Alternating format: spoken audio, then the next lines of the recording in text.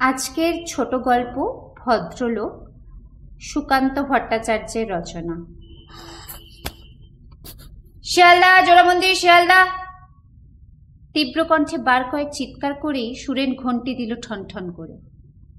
বাইরে এবং ভেতরে ঝুলন্ত এবং অনন্ত যাত্রী নিয়ে বাসখানা সুরেনের যাও যাও ঠিকে ঠিকে চিৎকার শুনেই অনিচ্ছুক অসুস্থ নারীর মতো গোঙাতে গোঙাতে অগ্রসর হলো। একটানা অস্বস্তিকর আওয়াজ ছড়াতে লাগলো উ করে। টিকিট বাবু, টিকিট আপনাদের। অপরূপ কৌশলের সঙ্গে সেই নিচ্ছিদ্র ভিড়ের মধ্যে দিয়ে সুরেন প্রত্যেকের পয়সা আদায় করে বেড়াতে লাগলো।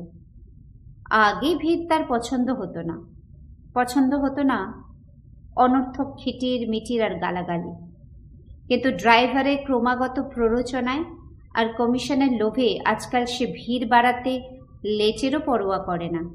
কেমন যেন নেশা লেগে গেছে তার, পয়সা আরও পয়সা। একটি লোককে একটি মালকেও সে ছাড়বে না বিনা পয়সায়। অথচ 2 মাস আগেও সুরেন ছিল সামান্য লেখাপড়া জানা ভদ্রলোকের ছেলে। 2 মাস আগেও সে বাসে চড়েছে, কন্ডাক্টর হয়ে নয়, যাত্রী হয়ে। 2 মাসে সে বদলে গেছে। খাকির জামার নিচে ঢাকা পড়ে গেছে ভদ্রলোকের চেহারাটা। বাংলার বদলে হিন্দি বুলিতে রয়েছে অভ্যস্ত। হাতের রিস্ট ওয়াচটাকে তবুও সে ভদ্রলোকের নিদর্শন হিসাবে মনে করে, তাই ওটা নিয়ে তার একটু গর্বই আছে। যদিও কন্ডাক্টরি তার সয়ে গেছে, তবুও সে নিজেকে মজুর বলে ভাবতে পারে না। ঘামে ভেজা খাকির জামাটার মতোই অস্বস্তিকর ওই মজুর শব্দটা। এই কন্ডাক্টর, বাঁধো বাঁধো। একটা অতিব্যস্ত প্যাসেঞ্জার উঠে দাঁড়ালো। তবু সুরেন নির্বিকার। বাস স্টপেজ ছাড়িয়ে চলে যাচ্ছে।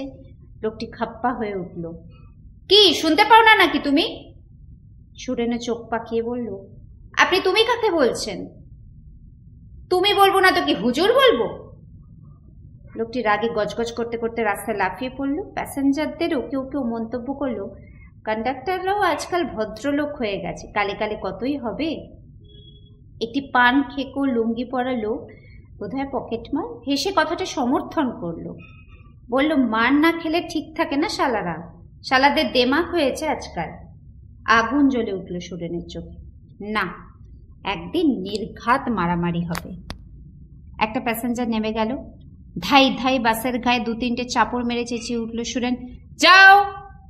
রাগে গড়গড় করতে করতে সুরেন ভাবল, যদি মামা তাকে না তাড়িয়ে দিত বাড়ি থেকে, তাহলে কি এমন আর অপরাধ করেছিল সে?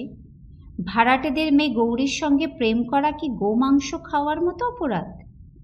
19 বছর বয়সে 3rd ক্লাসে উঠে প্রেম করে না কোন মহাপুরুষ? এই শালা সুয়ারকে বাচ্চা! ড্রাইভারের সঙ্গে সুরেনে চেঁচিয়ে উঠল। একটুকুর জন্য চাপা পড়া হাত থেকে বেঁচে গেল লোকটা। আবার ঘন্টি দিয়ে সুরেন চেঁচিয়ে উঠল, যাও যাও ঠিক হ্যায় ঠিক হ্যায়। লোকটার ভাগ্যের তারিফ করতে লাগলো সমস্ত প্যাসেঞ্জার। সুরেনকে কিছুতেই মদ খাওয়াতে পারল না রামচরণ ড্রাইভার। সুরেন বোধহয় এখনো আবার ভদ্রলোক হবার আশা রাখে। এখনো তার কাছে কুৎসিত মনে হয় রামচরণদের ইঙ্গিতগুলো। বিশেষ করে বিভৎস লাগে রাত্রিবেলায় অনুরোধ। ওরা কত করে গুণ ব্যাখ্যা করে মদের। মাইরি, মাল না টানলে কি দিনভর এমন গাড়ি টানা যায়? তুই খেয়ে দেখ, দেখবি সারাদিন কত ফুর্তিতে কাজ করতে পারবি, তাই নয়? কি বলো গো পারেজি? পারেজি ড্রাইভার মাথা নেড়ে রামচরণের কথা সমর্থন করে। অনুরোধ করে করে নিষ্ফল হয়ে শেষে রামচরণ রুখে উঠে ভেঙচি কেটে বলে, এ শালা আমার গুরু ঠাকুর এসেছেন। সুরেন মৃদু হেসে সিগারেট বার করে।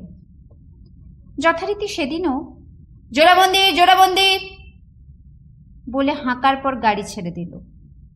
ও শব্দ করতে করতে একটা স্টপেজে এসে থামতেই সুরেন চেঁচিয়ে উঠল, জলদি করুন বাবু, জলদি করুন। এক ভদ্রলোক উঠলেন, স্ত্রী, ছেলে, মেয়ে ইত্যাদি নিয়ে।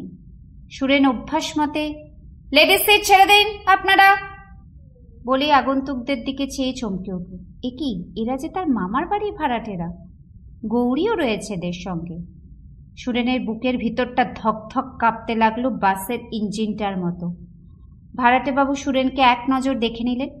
তাঁর বাচ্চা ছেলে মেয়ে দুটো হইচই বাঁধিয়ে দিল, মা মা, আমাদের সুরেনদা, ওই দেখো সুরেনদা, কি মজা, ও সুরেনদা, বাড়িতে যাও না কেন? গাড়ি শুদ্ধ লোকের সামনে সুরেন বিব্রত হয়ে পড়ল। কিছুক্ষণ টিকিট দিতেই মনে রইল না তার। ভদ্রলোক ধমকে নিরস্ত করলেন তার ছেলে মেয়েদের। কেমন যেন গোলমাল হয়ে গেল সবকিছুই। বন্ধ হয়ে গেল সুরেনের হাতটা। একবার আর চোখে তাকালো সে গৌরীর দিকে। সে তখন রাস্তার দিকে মুখ ফিরিয়ে বসে আছে। আস্তে আস্তে সে বাকি টিকিটের দামগুলো সংগ্রহ করতে লাগলো। বাসের একটানা উ শব্দকে এই প্রথম তার নিজের বুকের আর্তনাদ মনে হলো। কন্ডাক্টরের দুঃসহ গ্লানি ঘাম হয়ে ফুটে বেরোলো তার কপালে। গৌরীর বিমুখ ভাব সুরেনের শিরায় শিরায় বইয়ে দিল তুষারের ঝড়। দ্রুত, অত্যন্ত দ্রুত মনে হলো বাসের ঝাঁকুনি দেওয়া গতি। বহুদিনের রক্ত জল করা পরিশ্রম আর আশা চূড়ান্ত বিন্দুতে এসে কাঁপতে লাগলো স্পিডোমিটারের মতো।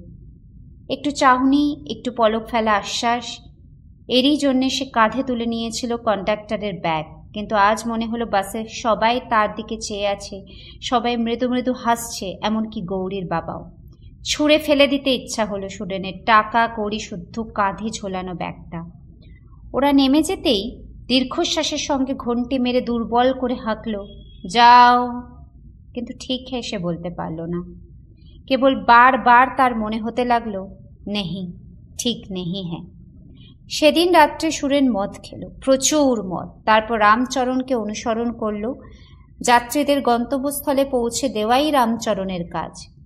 সে আজ সুরেনকে পৌঁছে দিল শৌখিন ভদ্র সমাজ থেকে ঘা খাওয়া ছোট লোকের সমাজে।